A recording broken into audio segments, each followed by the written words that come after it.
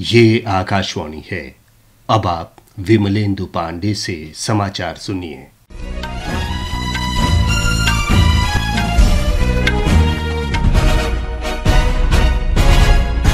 लोकसभा चुनाव के दूसरे चरण के मतदान की तैयारियां पूरी हो गई हैं।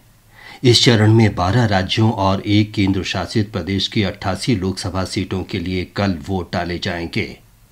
इसमें केरल की 20, कर्नाटक की 14, राजस्थान की 13, उत्तर प्रदेश और महाराष्ट्र की 8-8, मध्य प्रदेश की 6, असम और बिहार की 5-5, पश्चिम बंगाल और छत्तीसगढ़ की 3-3 और मणिपुर, त्रिपुरा तथा जम्मू कश्मीर की 1-1 सीट पर मतदान होगा। दूसरे चरण में कुल 1198 प्रत्याशी चुनाव मैदान में हैं। बाहरी मणिपुर लोकसभा सीट के शेष भाग के लिए भी मतदान इसी चरण में होगा। मध्य प्रदेश की बैतूल संसदीय सीट पर मतदान बहुजन समाज पार्टी के प्रत्याशी के निधन के कारण अब तीसरे चरण में होगा।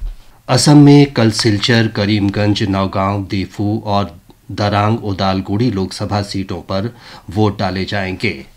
संवेदनशील मतदान केंद्रों में केंद्रीय सशस्त्र पुलिस बल और पर्यवेक्षकों की तैनाती की गई है।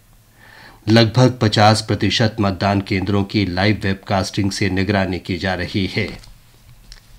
लोकसभा के तीसरे चरण के मतदान के लिए प्रचार तेज हो गया है। इस चरण में 12 राज्यों की 94 सीटों पर 7 मई को वोट डाले जाएंगे। तीसरे दौर में कुल 1351 उम्मीदवार मैदान में हैं।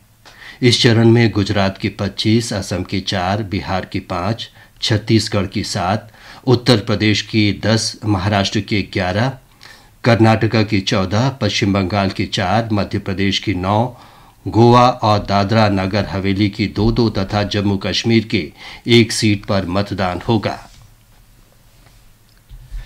लोकसभा चुनाव के चौथे चरण के लिए नामांकन दाखिल करने का आज अंतिम दिन है। नामांकन पत्रों की जांच कल की जाएगी। उम्मीदवार 29 अप्रैल तक नाम वापस ले सकेंगे। इस चरण में 13 मई को 9 राज्यों और एक केंद्र शासित प्रदेश के 96 लोकसभा सीटों के लिए चुनाव होगा।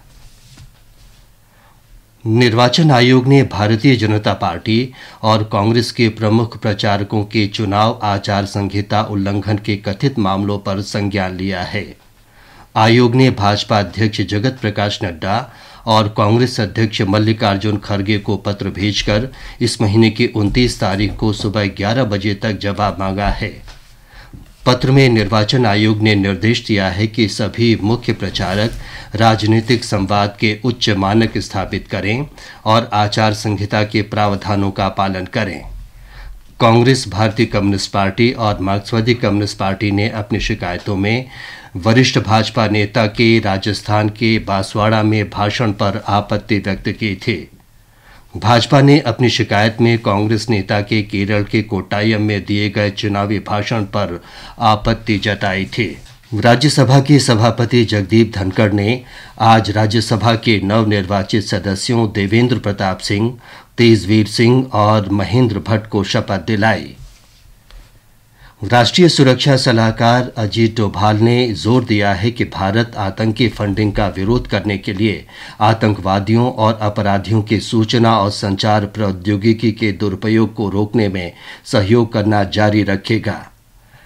श्री डोभाल ने रूस के सेंट पीटर्सबर्ग में सुरक्षा के लिए जिम्मेदार उच्च स्तर के अधिकारियों की 12वीं अंतर्राष्ट्रीय बैठक में भाग लेते हुए ये बात कही। मौसम विभाग ने भारत के पूर्वी और दक्षिणी प्रायद्वीपीय क्षेत्रों में अगले 5 दिन के दौरान गर्म हवाएं चलने की संभावना व्यक्त की है। तटीय ओडिशा, पश्चिम बंगाल, सिक्किम तथा कर्नाटक के अंदरूनी भागों में अत्यधिक गर्म हवाएं चलने के आसार हैं। आईपीएल क्रिकेट में आज सनराइजर्स हैदराबाद का मुकाबला रॉयल चैलेंजर्स बेंगलुरु से होगा। ये मुकाबला हैदराबाद में शाम 7:30 बजे से शुरू होगा। इसके साथ ही ये समाचार बुलेटिन समाप्त हुआ।